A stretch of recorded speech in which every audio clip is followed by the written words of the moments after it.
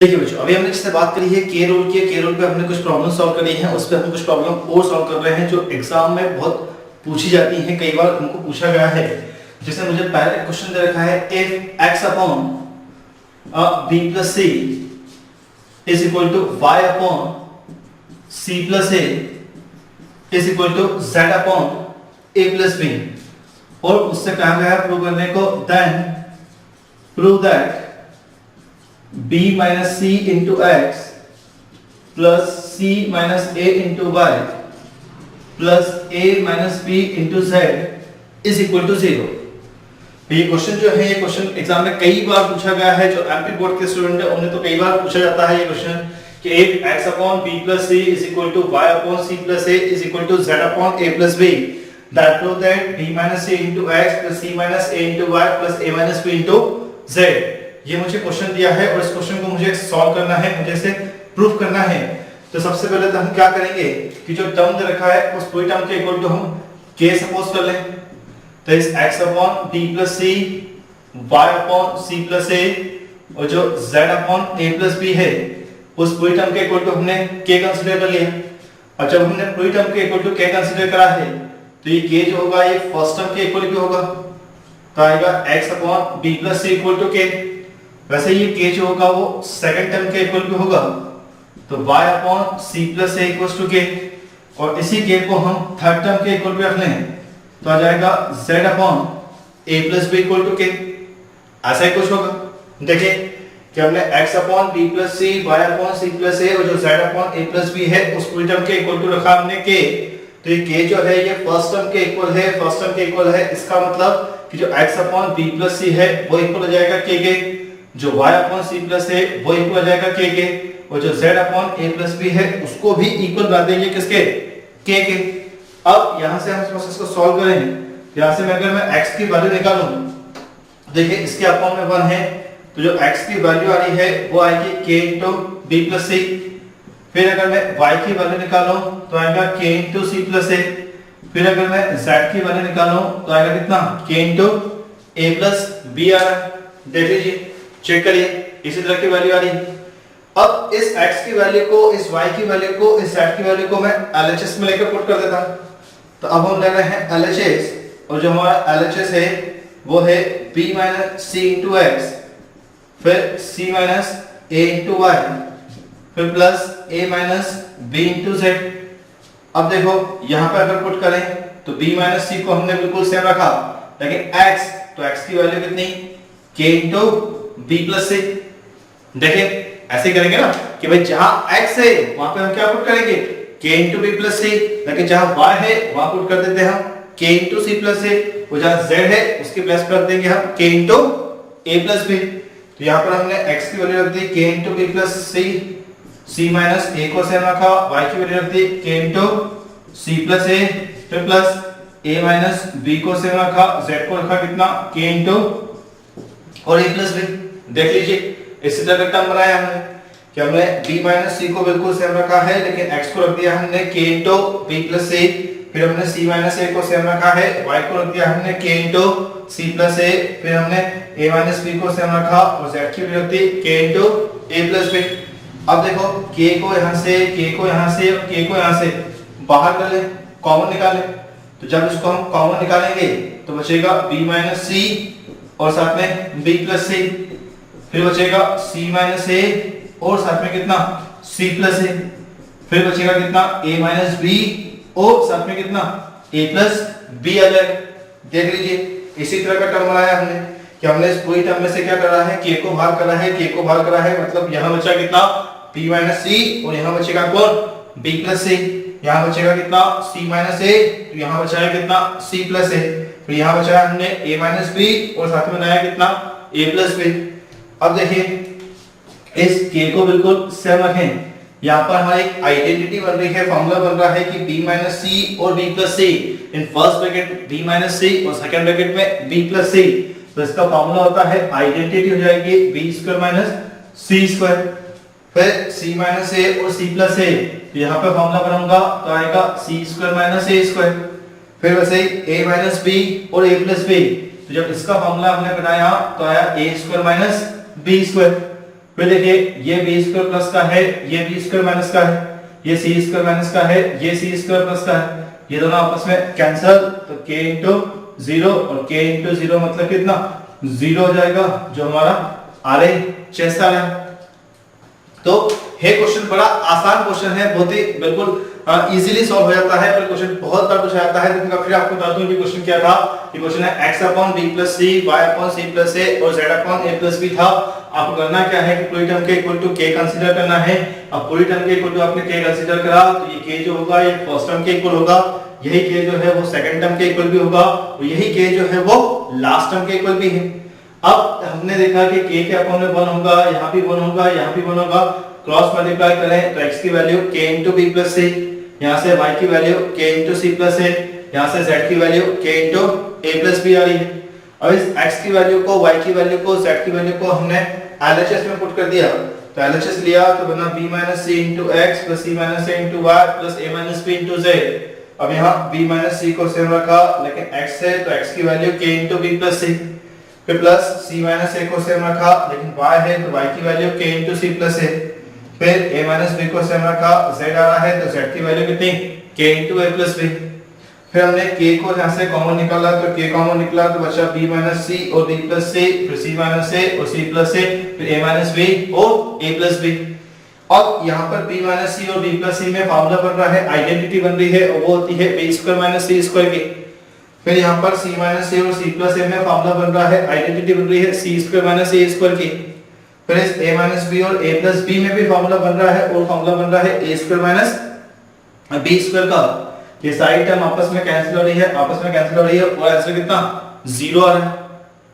तो ये हमने सॉल्व किया है क्वेश्चन। अब इसी तरह का एक क्वेश्चन हम और सॉल्व करते हैं, जिसने मुझे क्वेश्चन कुछ इस तरह से दिया है, जैसे मुझे दे रखा है कि if x upon a is equal to y upon b is equal to z upon c, ऐसा कोई क्वेश्चन आ जाए कि भाई x upon a equal to y upon b equal to z upon c है और बोला गया है कि then prove that x cube upon a cube minus y cube upon b cube plus z cube upon c cube equal to x y z upon a b c। भाई ये होता है यहाँ प्लस हो, यहाँ पर माइनस ले लें। आप किसी भी एक टर्म को प्लस में ले लें और एक टर्म को आप यहाँ पर माइनस में ले लें। तो मुझे क्वेश्चन पर इस तरह से दे रखा है कि x upon a equal to y upon b equal to z upon c है और बोला गया है प्रूव करने को x cube upon a cube plus y cube upon b cube minus z cube upon c cube is equal to x y z upon a b c। तो दोस्तों करना क्या रहेगा अपने को कि जो टर्म दे रखा है उसको आपको फिर से लेना होगा। तो यहाँ ले रहे हैं हम x upon a is equal to y upon b is equal to z upon c और हम इस पूरी टर्म के इक्वल टू मान लेते हैं कितना, k सपोज कर ले, जैसा हमने अभी किया था, हमने पूरी टर्म के इक्वल टू मान लिया था k। तो यहाँ पे हम इस पूरी टर्म के इक्वल टू सपोज कर लेते हैं कितना, k कर ले। अब जैसे ही हमने k सपोज करा है तो ये k जो होगा ये फर्स्ट टर्म के इक्वल भी आ जाएगा, ये k जो होगा वो सेकंड टर्म के इक्वल भी हो जाएगा और ये k जो है वो थर्ड टर्म मतलब लास्ट टर्म के इक्वल भी होगा। तो देखिए यहाँ रखेंगे तो आएगा x upon a equal to k, फिर यहाँ रखा तो y upon b equal to k, फिर यहाँ रखा तो z upon c equal to कितना, k हो गया। ऐसा कोई टर्म बना। अब देखिए इसके अपॉन में 1 है, फिर इसके अपॉन में 1 है, फिर इसके अपॉन में 1 है। यहाँ क्रॉस मल्टीप्लाई करेंगे तो x की वैल्यू a की आएगी, यहाँ क्रॉस मल्टीप्लाई करेंगे तो y की वैल्यू कितनी, b की आ जाएगी, जबकि यहाँ क्रॉस मल्टीप्लाई करने पर z की वैल्यू कितनी, c की आ जाएगी। ऐसे ही होगा ना, x की वैल्यू निकालेंगे तो x की वैल्यू कितनी, a की हो गई, फिर y की वैल्यू कितनी, b की हो गई, फिर z की वैल्यू कितनी, c की हो गई। अब करना क्या है कि जहां x है वहां पर हमको a k पुट करना है, जहां y है वहां पर हमको b k पुट करना है और जहां z है वहां पर हमको पुट कर देना है कितना, c k। तो अभी जो हमारा क्वेश्चन था उस क्वेश्चन में इक्वल टू में कितना, 0 आ रहा था। अब इक्वल टू में 0 आ रहा था तो मैं वहां पर इसकी वैल्यू पुट नहीं कर रहा था, मैंने सिर्फ इसकी वैल्यू LHS में पुट करी थी और पुट करने पर सब टर्म आपस में कैंसिल हो गए थे और कैंसिल होने पर रिजल्ट कितना, 0 आ गया था। पर इस क्वेश्चन में दोस्तों हो क्या रहा है कि मेरा LHS जो है उसमें भी मेरा x y और z का टर्म आ रहा है। जो मेरा LHS आ रहा है उसमें मेरा x y और z का टर्म आ रहा है, लेकिन जो मेरा RHS है उसमें भी मेरा x y z का टर्म आ रहा है। तो मुझे एक बार इसकी वैल्यू रखना पड़ेगी LHS में और एक बार मुझे वैल्यू रखना पड़ेगी RHS में। मुझे दोनों वैल्यू को सॉल्व करना होगा। भाई आपको समझ रही आ रही होगी बात आपको कि भाई एक बार आपको क्या करना होगा, एलएचएस को सॉल्व करना होगा और एक बार आपको सॉल्व करना होगा किसको, आरएचएस को। तो हम दोनों को सॉल्व करेंगे और पहले आप सॉल्व उसको करिएगा जो साइड थोड़ा सा छोटा होता है, क्योंकि साइड छोटा होगा तो उसे सॉल्व करने से क्या होता है कि आपको आंसर का थोड़ा सा आइडिया हो जाता है, जैसा हमने अभी क्वेश्चन सॉल्व करे थे, है ना। तो यहाँ पे देखिए पहले मैं सॉल्व कर लेता हूँ आरएचएस को, और जब मैं सॉल्व कर रहा हूँ आरएचएस को तो आरएचएस मेरा कितना XYZ और अपॉन ABC आ रहा है, ये मेरा आरएचएस आ रहा है। अब इसमें यहाँ पर वैल्यू पुट करें तो यहाँ देखिए x की वैल्यू कितनी, AK रख लेते हैं, ये रहा AK, फिर y की वैल्यू कितनी, BK, फिर z की वैल्यू कितनी, CK आ रही है, ये हमने वैल्यू पुट कर दी। वहीं डिनोमिनेटर की अगर बात करूं तो डिनोमिनेटर में A B और साथ में कितना C हो जाएगा। अब देखो इस A से ये A गया, इस B से ये B गया, इस C से ये C गया, तो यहां बचा कितना XYZ और अपॉन ABC, ये K इंटू K स्क्वायर और ये K मतलब कितना K और Q आ जाएगा। और इसको डाल देते हैं हम इक्वेशन कौन सी, फर्स्ट डाल देते हैं। देखिए फिर समझिएगा हमने क्या करना है कि हमने एक बार सॉल्व करना है, हमको एलएचएस सॉल्व करना है और एक बार हमको सॉल्व करना है आरएचएस। तो पहले हम उस साइड को सॉल्व कर रहे हैं जो थोड़ा सा छोटा साइड है, और छोटा साइड हमारा ऑब्वियसली आरएचएस ही है। तो हमने आरएचएस लिया जो बना हमारा XYZ अपॉन ABC। अब इसमें x की वैल्यू को हमने AK रखा है, y की वैल्यू को हमने BK रखा है, और जहां z आ रहा है वहां पर हमने CK पुट करा है, जबकि डिनोमिनेटर में ABC से है। अब इस A से ये A गया, इस B से ये B गया, इस C से गया ये C। वहीं अब K का मल्टीप्लाई K में करेंगे तो K स्क्वायर आएगा, और K स्क्वायर का मल्टीप्लाई K में करेंगे तो कितना K क्यूब आ जाएगा, जो हमारा इक्वेशन फर्स्ट बन रहा है। अब दोस्तों हमको सॉल्व करना पड़ेगा आरएचएस को, और जब हम आरएचएस को सॉल्व करेंगे तो मुझे थोड़ा सा स्पेस चाहिए। एक काम कर रहा हूं, मैं इस क्वेश्चन को यहां से रफ कर रहा हूं, इस क्वेश्चन को यहां से हटा रहा हूं और हम सॉल्व कर रहे हैं आरएचएस को। तो देखिए अब हम सॉल्व कर रहे हैं आरएचएस को, तो जो हमारा या हम सॉल्व कर रहे हैं एलएचएस को, क्योंकि आरएचएस को हम सॉल्व कर चुके हैं। तो जो एलएचएस है वो है हमारा x³ upon a³ plus y³ upon b³ minus z³ upon c³। देखिए ये हमारा एलएचएस आ रहा है, x³ upon a³ plus y³ upon b³ और माइनस का z³ अपॉन c³।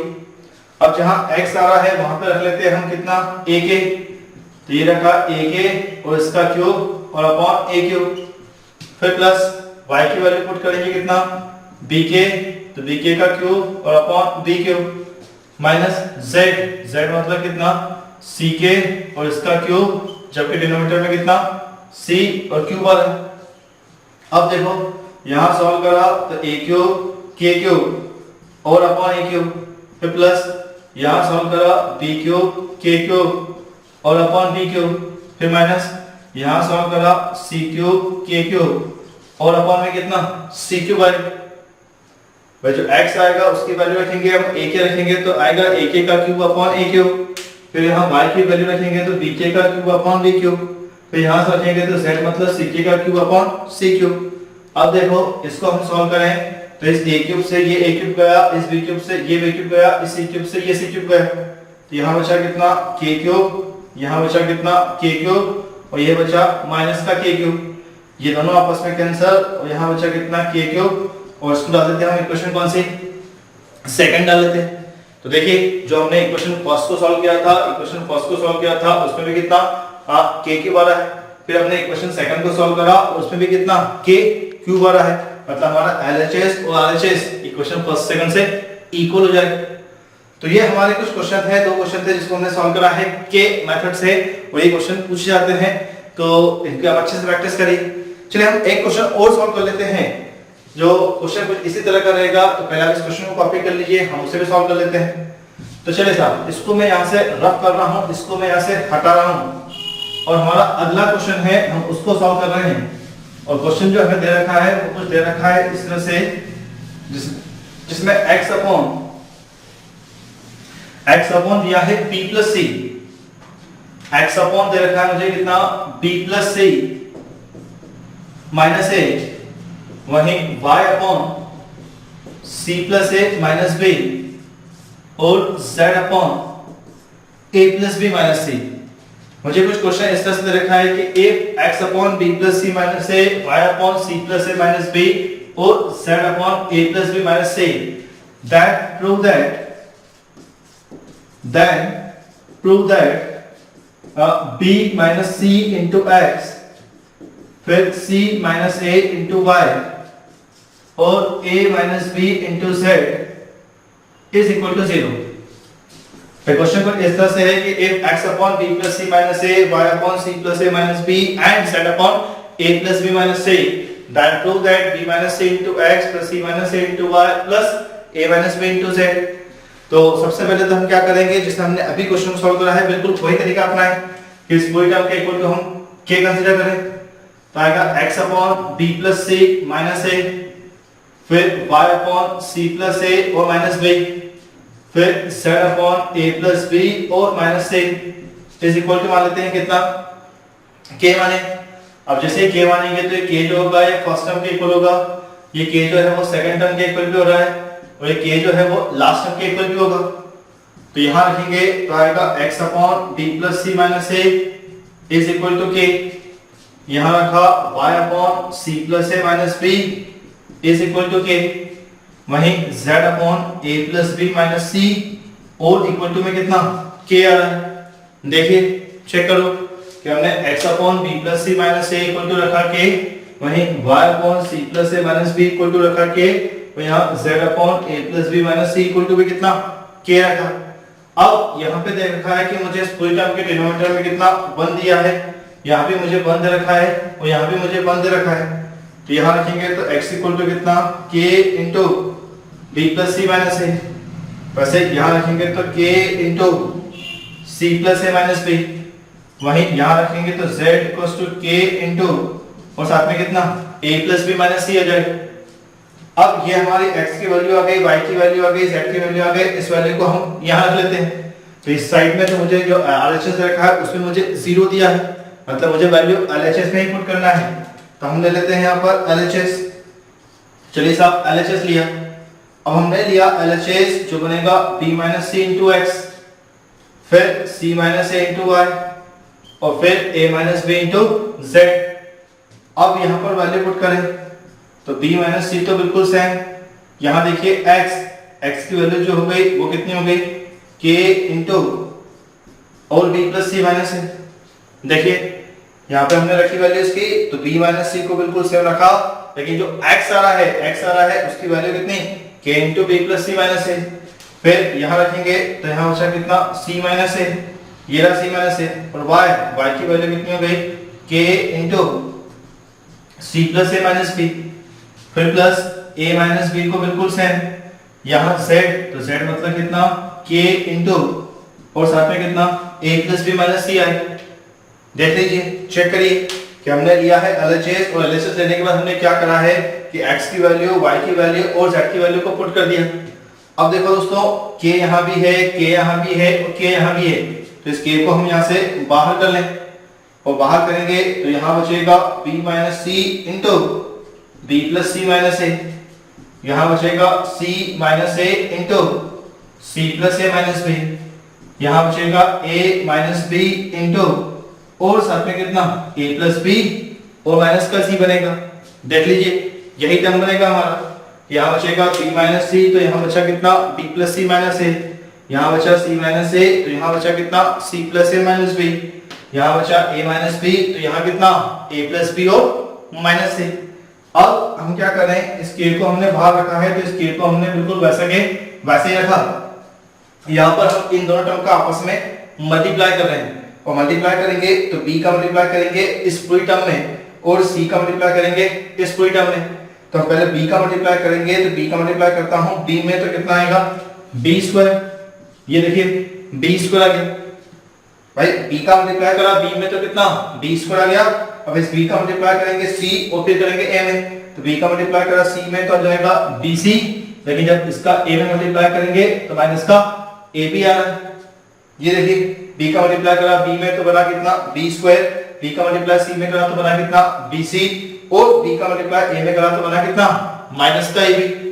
अब हम माइनस c का मल्टीप्लाई करें तो माइनस c का मल्टीप्लाई करेंगे तो माइनस का bc आएगा, फिर माइनस का c स्क्वायर आएगा, लेकिन जब माइनस c का अंदर मल्टीप्लाई करेंगे तो माइनस माइनस जाएगा प्लस और साथ में कितना a और c आ जाएगा। देखिए चेक करिए, माइनस सी का मल्टीप्लाई करा तो माइनस ए में करा तो माइनस माइनस हो जाएगा प्लस, और साथ में कितना AC हुआ। अब हम C को लेके करें, इन दोनों ब्रैकेट का मल्टीप्लाई करें, C का मल्टीप्लाई करेंगे पूरे ब्रैकेट में, तो C का मल्टीप्लाई C में करने पर कितना C स्क्वायर आएगा। तो चलिए साहब ये रहा C स्क्वायर, फिर C का मल्टीप्लाई A में करा तो कितना प्लस का AC, अब C का मल्टीप्लाई करा तो कितना माइनस का BC बना।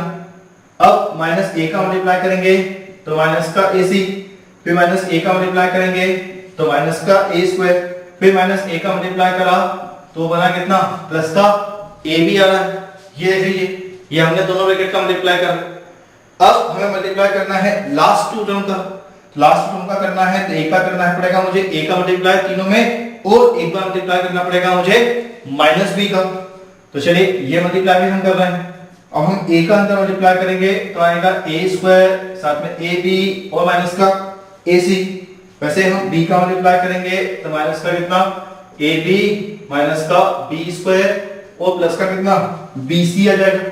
देखिए चेक करिए, तो ये मल्टीप्लाई करना इतना आसान मुश्किल काम नहीं है, ये हमने आसानी से सॉल्व कर लिया है। अब शायद इसको अलग से करके देख लीजिएगा, टर्म बिल्कुल यही बनेगा। अब हम यहाँ देखेंगे तो यहाँ पे देखिए इस k को बिल्कुल सेम रखा, ये B स्क्वायर अगर मुझे प्लस का दे रखा है तो ये B स्क्वायर मुझे दे रखा है माइनस का, ये BC मुझे प्लस का दे रखा है तो ये BC दे रखा है मुझे माइनस का, ये माइनस का AB दे रखा है तो ये दे रखा है मुझे प्लस का AB, ये मुझे माइनस का C स्क्वायर तो ये मुझे प्लस का C स्क्वायर, ये प्लस का AC तो ये कितना माइनस का AC, ये प्लस का AC तो ये कितना माइनस का AC, ये माइनस का BC तो ये कितना प्लस का BC, फिर देखें ये प्लस का AB तो ये कितना माइनस का AB, ये माइनस का A स्क्वायर तो ये कितना प्लस का A स्क्वायर है। तो यहाँ बचेगा कितना K, लेकिन ये सब टर्म आपस में कैंसिल मतलब 0, और यहाँ मल्टीप्लाई करो तो कितना 0 आ रहा है, जो हमारा RHS आ रहा है। तो ये हमने कुछ क्वेश्चन सॉल्व कर रहे हैं K मेथड से, जिसमें हमने इक्वल टू K रखा और K रखने के बाद हमने इसको 0 प्रूव कर दिया।